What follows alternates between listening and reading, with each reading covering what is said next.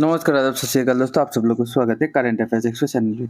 तो गाइस देखिए, इज़राइल और हमास के बीच जो युद्ध चालू हुआ है, उसमें क्या बोला है कि people of India stand firmly with Israel. मतलब पूरे इंडिया का गवर्नमेंट, पूरा India, people of India Israel के साथ खड़े हैं। ये इज़राइल के कठिन डिफिकल्ट टाइम पे इज़राइल के साथ खड़े हैं।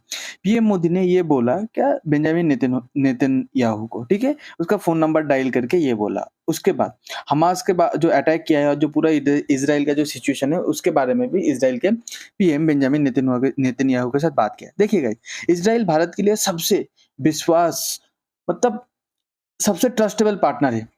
अगर आज के दिन पे मैं मानूँ कि पहले रशिया था, रशिया भी चाइना के साथ चले जाके उतना भी मतलब ट्रस्टेबल पार्टनर है नहीं और पाकिस्तान के साथ भी बीच-बीच में बयान देते।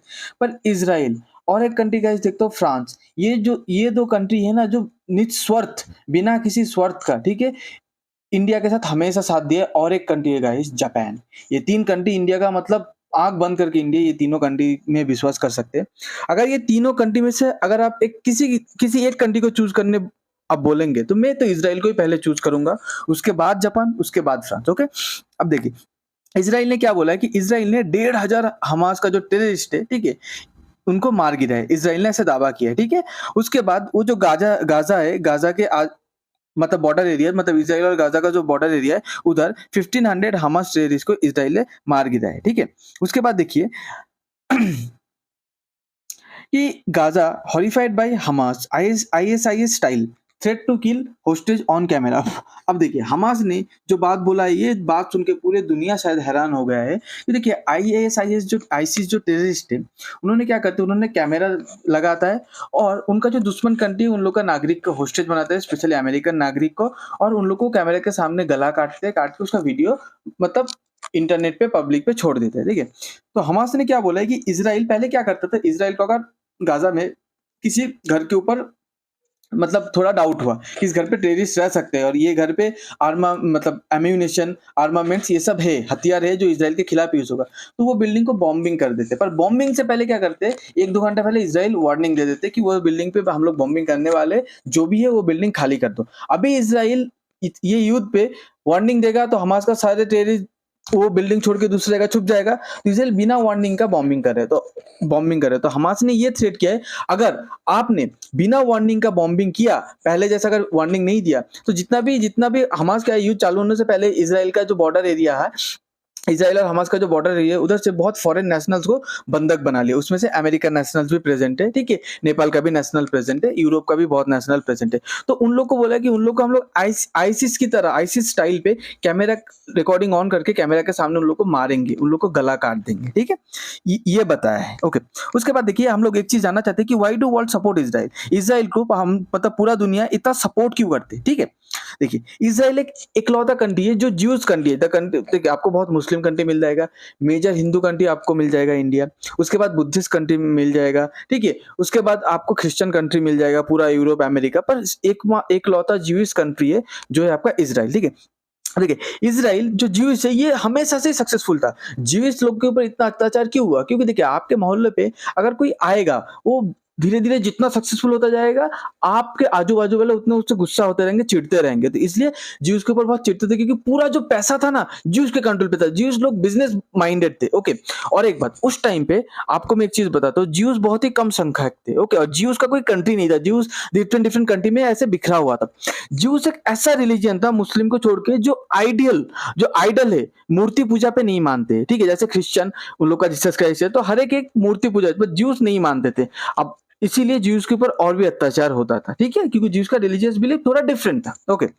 उसके बाद देखिए, आपको एक बात बताता हूँ, ये जो यूरोप जो इतना अमीर हुआ है, यूरोप का जो इतना इकोनॉमिक रिवॉल्यूशन हुआ है, इसने सबसे बड़ा मेजर रोल ज्यूज लोगों का हाथ है। ज्यूज ने पूरा यूरोप का दिशा बदल के रख दिया, यूरोप को पूरा डेवलप करके रख दिया, ओके। स्पेशली सेंट्रल यूरोप मतलब आपका हो गया जैसे फ्रांस, जर्मनी, इटली, ये सब, ओके। उसके बाद देखिए, उसके बाद ज्यूस लोग का नंबर 2 पॉइंट है, उन लोग का बहुत लॉबिंग सिस्टम है वेस्टर्न कंट्रीज पे। वेस्टर्न कंट्री जो बड़े-बड़े कंट्री, यूएस है, ज्यूस को इतना सपोर्ट क्या करते हैं, यूएस के पार्लियामेंट पे, यूएस के स्पीकर पे, यूएस के गवर्नमेंट पे ज्यूस का बहुत स्ट्रांग लॉबिंग है। आप सबको पता है रिचर्ड निक्सन जब जो प्रेसिडेंट था, जिस रिचर्ड निक्सन का प्रेसिडेंट था जब 1971 वॉर हुआ था, इंडिया जब बांग्लादेश आजाद हुआ था, ठीक है? तो उस टाइम पे रिचर्ड निक्सन पाकिस्तान को सपोर्ट करता था। जो रिचर्ड निक्सन जो इतना फियर्सफुल नेता था इंदिरा गांधी बहुत बहादुर नेता था। तो रिचर्ड निक्सन इंदिरा गांधी को बहुत गाली भी दिया था ऑन कैमरा, ठीक है, बास्टर्ड बोल के ऐसे गाली दिया था।